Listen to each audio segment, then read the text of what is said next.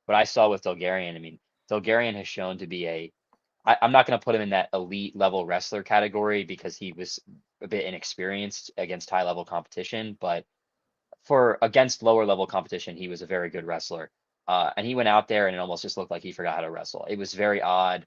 I don't know if it was injury related. Like that was the other thing I thought was there injury news that got leaked right before the fight or illness news that got leaked right before the fight that caused this line, but there was clearly something there. And then I was actually going to bring up the 𝗬𝗏𝗏𝗏 thing. I mean, he actually had, when I was watching that, I mean, it was a weird kind of slowish first round, but Yep. I thought that if he was going to win that fight, he would have to like get him out of the first round and then drag him down to the ground. And then it's like as soon as the second round started, he just like let Johnson take him down and submit him. It was very odd. Didn't seem like that's how that fight was going to go at all. And for somebody who was I mean, he's open about having virtually no money in his bank account. He's had a odd history in the past with the UFC. He was on a contract fight and now he just got his Yeah. contract renewed after that fight too. That's odd to me. I mean, the last fight he had a no contest and this was a weird loss that's already having some people talk about it. The whole thing is very odd. I'm interested to see what we get over the next couple months before the end of the year, see what comes out, especially during the UFC downtime in December. But that's really all I've got for this right now. For me, there's two things. Number one, if I put myself in the shoes of these guys, right, and it's like, hey, if I'm going to throw a fight, how am I going to throw a fight? I think that the pathway is losing by submission. I think that is like, obviously you can try to sell a shot to the face and you can just get knocked down. But if you are actively trying to sell a fight, you are not going to put yourself in danger to get hit in the face. And this is just me Yeah. projecting. I think the pathway is to lose on the ground. So I think these submissions that people are losing via, I think that is the one that can be questioned. I see a lot of people also throwing out like some of the ones where fighters are getting knocked out. I don't necessarily know if I believe in those because I think that there's some times where guys get hit. We just can't see it hurts bad. But I think that these ones that are submissions, especially the 𝗏𝗏𝗟𝗓 one, I think it's very clear, hey, something weird was going on. And the second one for me, I think it is important to note the UFC is so different than any other sport potentially being fixed because it is one person. And that is the part about the sport that is tough because there's been times where guys come out with an injury. Perfect example, the TJ Dillashaw Aljamain Sterling one was something I was pissed about because it was like, hey, heading into that championship fight or that fight, I was like, TJ's got a chance. And he goes in there and pops his shoulder. And that's something that it wasn't reported. So those are the nuances of the UFC to where I feel like it leaves a lot to be open about to where, hey, if a coach sees inside information, because we hear this in the NBA, right? Oh, a coach sees a player's not going to play. They go and tell somebody else. They place a bet. If a coach knows somebody's dealing with an injury, dealing with an illness, whatever it is, a lot of times these things aren't reported. So I think that that's something that makes this a lot worse and a lot more questionable because it leaves a lot of room to be interpreted for these UFC fights potentially being fixed. But I do think it's something to keep an eye on. And I think that this is a story that rightfully so, it's starting to gain traction, but I don't feel like this is being talked about enough. So this is a pretty big thing. And and it makes a lot of sense that this happened on a card like the one we just saw where it was quoted as the worst card of the year. And it makes sense why somebody would go out and potentially do something like this on that card. So, Yeah. yeah. But we move on. Let's talk about this upcoming week of fights. Evan, give me your favorite bets for this card. I'll give you mine and we'll get you out of here, brother. Yeah, man. This, we're back in the Apex again, but I think this card is a good bit step up from last week's in terms of relevant fights on here. I think there's a good few that I am actually interested in seeing how they play out. But in terms of my favorite bets for this one, both of them I have on the prelims here. I really like Jacqueline Cavalcanti to beat Mayra Bueno Silva, especially by decision. She's a great distance striker, and Silva to me is clearly on the decline. She keeps going back in between weights. She's been beat up in her last 3 fights. Cavalcante's been a step ahead of everyone she's fought so far. I like this one by points at -155. And then the other one I really like is Daniel Marcos over Miles Johns.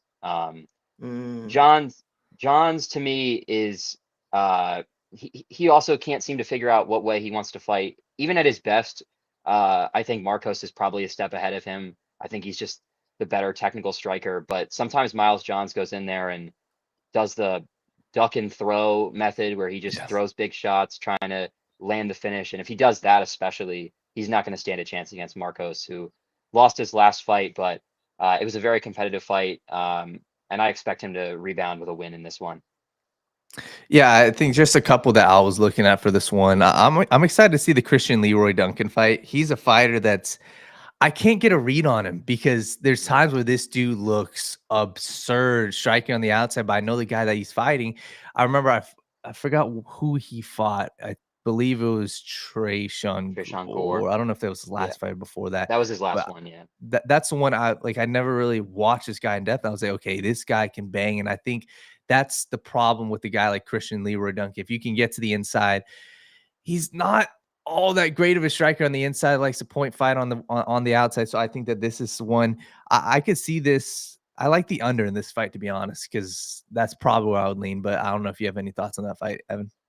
Yeah, I mean, this was one that I put in like my extremely low confidence category just because of what Christian Leroy Duncan is. I was really high on Leroy Duncan when he came into the UFC. I Yeah. thought he had all the physical tools to be a high level contender. And then I ended up really low on him because he was just so slow in his fights. Just he was over methodical, is what I would say. He mhm. just he took way too much time to get going. I mean, I think the fight that really um, took me away from him completely for a while was his win over Andre Puliev. Mm. I mean, Andre Puliev is not a very high level UFC fighter, and that fight was ugly. I mean, it was just he went for a wrestling approach that was odd, but then he just had a great fight against Eric Anders. He went back out and showed why he was um, so highly regarded coming into the UFC. Mhm. But then Tulio in his two UFC fights has been incredibly impressive to me. He came out, but his level of opposition is pretty low. He fought 𝗬𝗓𝗏 and Trishan Gore. So this one was tough for me to get a read on. I do like that under call, but I give the slight edge to Tulio, but not by anything I agree anything with you. I much. think that Marco Tulio is a guy that he's a finisher through and through, and Yeah. I feel like if the fight goes to decision, I could see CLD win this fight Mhm. just because he fights with the point style. I feel like he's not going to put. I feel like he's not going to put himself in a lot of dangerous positions, or he's going to try not to put himself in a lot of dangerous positions against Marco Tulio, which makes you wonder, will Marco get frustrated, become over aggressive, and then lead him to those jabs that CLD is known to throw. Again, I don't know if I see a finish on this in this fight Yeah. because I feel like in order to beat CLD, Marco Tulio is going to have to finish him. Because I think if this fight goes 3 rounds, CLD is so accustomed to the point fight style that this is what the judges are used to. Referees, judges, everybody does homework essentially to a degree. They like to know what the fighting style is to a degree. That's why if you get a Dagestan fighter that employs a wrestling grappling technique, they're less likely to say, "Hey, let's get some movement, guys, get some more action," right? Where as opposed to somebody else who's in a striker, but they take a grappling approach to keep themselves out of harm's way, they're like, "Okay, well, I want to see some activity, guys. I want to see some movement." I saw all that to say, I just feel like CLD could keep this fight boring, right? I think this fight has huge potential to be underwhelming because I think CLD could make this fight boring enough. Marco Tulio should win this fight because I think he has all the tools. I think he's a finisher. I think he's good on the ground. I think he's good striking. I, I rate CLD extremely highly when it comes to IQ and what it takes to sometimes go out there and win. Sometimes he just does enough. And that might be a take that people don't like, but I got to be honest. There's another upset that I could see potentially Muslim Salikov taking on Yep. Uriah I could see Muslim Salikov knocking him out, to be honest with you. And I, I'm flirting with that idea right now. What are your thoughts, Evan? yeah, I'm all in on Salikov in this one. I was looking at that fight as probably my upset of the night. Uros Medic, I mean, he's the probably the definition of killer be killed for this division. He just Mhm. goes out there, I mean, and he just swings through and through. But um, I look at his recent performances. I mean, he's coming off a win by knockout first round against I forget the name of the guy he just fought. It was Gilbert Urbina. Yeah, Yep. Gilbert Urbina. Gilbert Urbina is not a very high level UFC fighter, but At all. I'm not going to forget that Urbina dropped him about 20 seconds into that fight. Yeah. He sat him down. And Salikov, I know he's 41, but he's consistently he's on the best streak of the back end of his career right now. He's got back-to-back knockout wins over Kenan Song and Carlos Leal. Beat Santiago Ponzinibbio. He beat Ponzinibbio. I mean, Medic has in his last 5 fights, Medic has beaten Matt Semmelsberger, Tim Means, and Gilbert Urbina, and lost to Punahele Soriano and 𝗦𝗡𝗥𝗎𝗪. Salikov's losses are to Randy Brown and Nicholas Dalby. I just think Salikov right now, unless this is the fight where the age finally catches up to him and Medic is just too fast for him, I think he's gonna. I mean, Medic's defense is so bad that I think Salikov can catch him with kind of the same thing he did to Leal with a right hook and finish him out in the first round. So I want to get your thoughts on Randy Rude Boy Brown taking on Gabriel Bonfim. Let's talk about that really quickly. Yeah, I like this fight. I think this one's fun. I think both these guys could be like top 10 talents at welterweight at their best. For me, I think I'm going to give the slight edge to Gabriel Bonfim, but it's not one that I feel overly confident on. I think the biggest advantage for me in this one was Bonfim's offensive wrestling versus Brown's defensive wrestling. But I definitely have Brown as the higher rated striker, but I just think this is going to be like a 48-47 unanimous decision win for Bonfim. I do like a sprinkle on Bonfim by points at plus 500. I was going to ask you, you don't see a finishing upside here potentially? I think if I see a finishing upside, it's from Randy Brown. I think if this goes like round 4 or 5, and Bonfim's gas tank is not there and Brown can catch him on the feet and finish him there, I have a little bit more trust in Bonfim's gas tank to get him through 5 rounds if he fights the right approach here. But if somebody's going to finish it, I'll go with Randy Brown. But my slight edge goes to Bonfim by decision. Yeah, I think for me, this one's a weird one, but I can see a finish in this one. I just look at these guys' last performances, and even one that I was kind of underwhelmed with Randy Brown, and obviously it was a different fight, but obviously the Bryan Battle fight was just a very it was one that I didn't expect, and obviously Battle and Bonfim are 2 different fighters, but I do think that 5 rounds for these guys, I don't know if Brown's ever been 5 rounds. That's where I can see a potential for a finish between these 2. But I think that I do like the Bonfim side in this one, to be honest with you. Yeah, it's gonna be an interesting card, that's for sure. I rate, to your point earlier, I rate Miles Johns really highly, personally. I like Miles Johns. I think he is one of those scrappy dudes that is always an underdog. And I feel like I always pick him every single time he fights for the most part. I don't know if I picked him his last time out, but I know I genuinely go with Miles Johns because his IQ as a fighter is just so high, and he's able to employ this wrestling approach. He's able to do more than what's expected of him. And yeah, I feel like Miles Johns is the guy that doesn't get a lot of credit. And Evan, I'm going against you there, man. I think Miles Johns beats Daniel Marcos, and I like Daniel Marcos, I really do. But I think that Daniel Marcos is very boom or bust finish. Personally, I think that's what he needs in order to beat a guy like Miles Johns, because Miles Johns, once again, very similar to CLD, he can take that point fight approach, to help benefit him, because we've seen him do it. We've seen him stall his opponent up against the octagon, take him down, hold him there, beat him up, and just outgrind his opponent over time. Especially it's weird because sometimes Miles Johns looks like he's gassing out there, and then he just finds a second win, and that second win is enough to push him through. So I always appreciate when he fights. You got Zachary Reese taking on Jackson McVeigh. I think Zachary Reese should win this fight. If he's coming on short notice, but it's one of those things also where it's probably like first round finish or not, because this is a guy that's coming on short notice to win this fight. We haven't seen those props drop just yet for that. I'm pretty sure UFC is probably reluctant to make those props available with everything coming up. I want to get you all. I'm just gonna do a quick little run through real quick with you about some fights. Tisha Pennington, Denise Gomez. Who you got?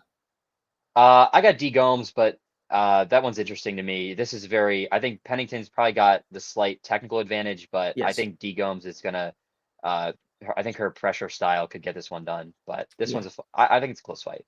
Then you got Josh Hokett making his UFC debut, taking on Max Jimenez. Who do you got in that fight?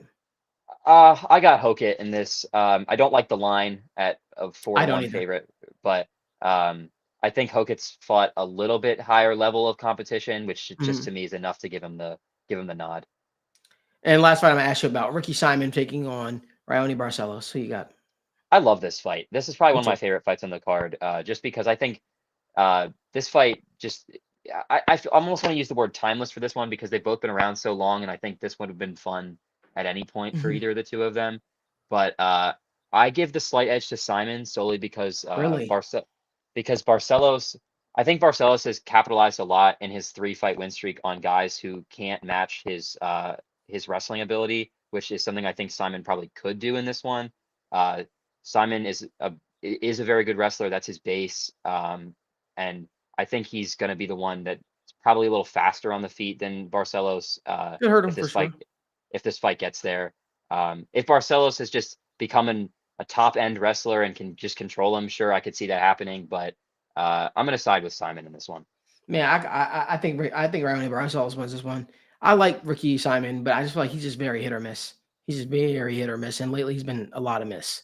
I just feel like the leg kicks of Raoni Barcelos could get this thing going, but we'll see. I lied. I said I was going to ask you about just that last fight, but there's a lot of sneaky good fights on this card. I promise you, this is the last one. Daniel, feel free to pitch at any point in time. 𝗦𝗢𝗪 taking on Jamal Emmers, man. 𝗦𝗢𝗪's the favorite. I could see a world in which Jamal Emmers wins this one, man. Jamal Emmers is very underrated. His submission threat, he's a submission threat. I think Jamal can get this one done, man. Especially if you get a 𝗦𝗢𝗪 that's over aggressive. Yeah, there's a clear path to victory for Emmers in this one, especially if Ēmil has been in some pretty constant wars in his UFC career so far, which is what draws me to Ēmil as a fighter. I really enjoy watching him fight. I'm glad this fight's on this card here. I love that fight he had against William Gomis, but he got ran through by Jose Delgado in his last fight. If that has decreased the durability of Ēmil, I think Emmers is underrated. I agree with that. He's got a 4-inch reach advantage in this. He could land something from range and hurt him. My struggle with this one to pick Emmers is just his overall record here. When I look at it, his wins aren't against people I hold in the highest regard, and he got when Nate Landwehr put the gas on him about 18 months ago. He folded. I could see that happening here for somebody like Ēmil, who's known to just put the pressure on and go forward. He could get caught doing that, but I think he could also run through Jamal Emmers. That's probably my pick here is Ēmil to have a typical Ēmil flurry and probably put Emmers. Let's not forget though, he was working Nate Landwehr. Oh, absolutely. He was having success at one point against Nate Landwehr, and then the train just turned it around. So I feel like it's one of those things where, man, I feel like the kind of fight Nate Landwehr fights, style he fights with, it's the perfect ramp up for a guy like 𝗦𝗢𝗪 because I think Nate Landwehr is on a different level than 𝗦𝗢𝗪. I think 𝗦𝗢𝗪 has better potential, but I think that I don't know. I feel like Jamal Emmers could win this fight. I agree with you. I think he could hurt him, and I could see a thing where 𝗦𝗢𝗪 probably shoots for a takedown out of panic, and then he gets caught in a guillotine. I don't know. I could just see that. But look, that's all the time that we got. Listen, we appreciate you, Ed, man. We thank you so much, brother. We're going to be talking, obviously, throughout the week like we always do for these UFC cards. I'll be texting you, man. Best of luck with your fights this week. And we'll talk, man. Yep. Yes, sir. Make sure you guys give Evan Theo Harris a follow. Again, guys, we appreciate you. We're going to run through something quickly. Going to give you our best bets for – Dan's going to give you his best bets for NFL taking place this week, and then we're going to head out of here. Yeah, I'm going to give – 2 bets that I love, and I'll save the rest for the Patreon. Obviously, you guys can go down to the description down below. This is very simple for me.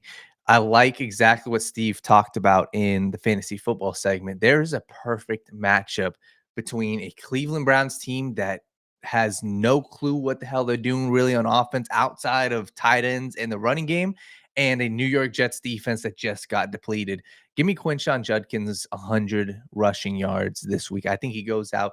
I like the line. I mean, you're getting at what, 75.5, 80.5. I think he crushes that number. I think he goes off for 20 rushes, 110 yards, and a touchdown. This is just a perfect matchup. Quinnen Williams was their stalwart in the interior defensive line. He is a top 5 rush defensive tackle. And I just look at it. The Browns are going to feed Quinshawn Judkins, especially coming off a bye. So give me Quinshawn Judkins over. And the second one that I love is a divisional matchup. It's with the Carolina Panthers versus the Saints. Ted McMillan's receiving yards at 49.5. He is the de facto number 1 wide receiver for Bryce Young. The Saints are a team, we just heard from Mike, they can't do anything on offense, right? We saw one of the worst time of possession rates. So that means the Panthers, who tend to control the clock with Rico Dowdle, you're getting an offense and Ted McMillan at 49.5 receiving yards. This is a guy who's seen 8 targets in every single game. So Ted McMillan is going to have a master game. I think he could even go off for 100+ yards against the Saints, but I like his over 49.5 receiving yards. Those are 2 plays I really like, Malik. Yeah, and you can definitely check out all our plays on the Patreon. We'll have our UFC plays, our college football plays, and our NBA daily plays. The Patreon QR code should be right above me. If you guys want to subscribe to that, we greatly appreciate all the support that you guys do. We appreciate you guys wake up and you guys talk sports with us as well. Remember, there's only one way you should be waking up talking sports, enjoying the conversation, having debates with your friends, and that is the right way. We will see you guys on Monday morning, everyone.